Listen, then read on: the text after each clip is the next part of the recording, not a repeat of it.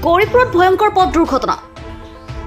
উক্ত ঘটনা কেন্দ্ৰ কৰি যান বাহন আৰক্ষীক আক্ৰমণৰ ঘটনা সংঘটিত। গৌৰীপুৰৰ বতাৰতলত এখন মটৰ চাইকেল আৰু মালবাহী ট্ৰাকৰ মাজত মুখামুখি সংঘৰ্ষৰ ফলত উক্ত দুৰ্ঘটনা সংঘটিত হয়। দুৰ্ঘটনা সংঘটিত কৰা ট্ৰাকখনৰ নম্বৰ হৈছে JK02AQ2557 আৰু মটৰ চাইকেলখনৰ নম্বৰ হৈছে AS17A8020। দুৰ্ঘটনাত গুৰুতৰভাৱে আহত হয় এজন শিক্ষক। শিক্ষকজন গেৰামাৰী উচ্চতৰ মাধ্যমিক বিদ্যালয়ৰ অলিউল ইছলাম বুলি জানি পৰা গৈছে। আহত শিক্ষকজনক সংকটজনক অৱস্থাত স্থানীয় ৰাইজে গৌৰীপুৰ নাৰ্ছিং ৰুমত প্ৰেৰণ কৰে বুলি জানি পৰা গৈছে। আৰু ইতিমধ্যে ঘটনাস্থলীত গৌৰীপুৰ থানাৰ ভাৰপ্ৰাপ্ত আৰক্ষী বিষয়া উপস্থিত হৈ আৰক্ষীক আক্ৰমণ কৰা 3জনকৈ লোকক আটক কৰি থানালৈ লৈ যায়।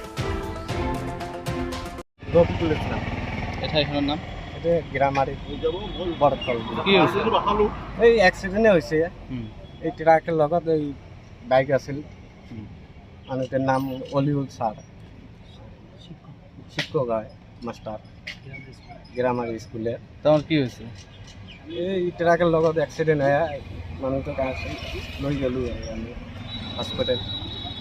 কেনেকৈ কেনেকৈ ট্ৰাকখনত আহি আছে, মানুহটো গৈ আছে। আচ্ছা, কেনেকৈ হ'ল এইটোতো আমি মানুহটোক পালোঁ, ৰাস্তাত পৰি আছে। মানুহটোক এই পুলিচৰ গাড়ীতে ল'লোঁ।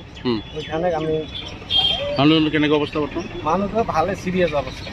আচ্ছা, ঠেংটো এটা গৈছে, মাথা ফাটিছে আৰু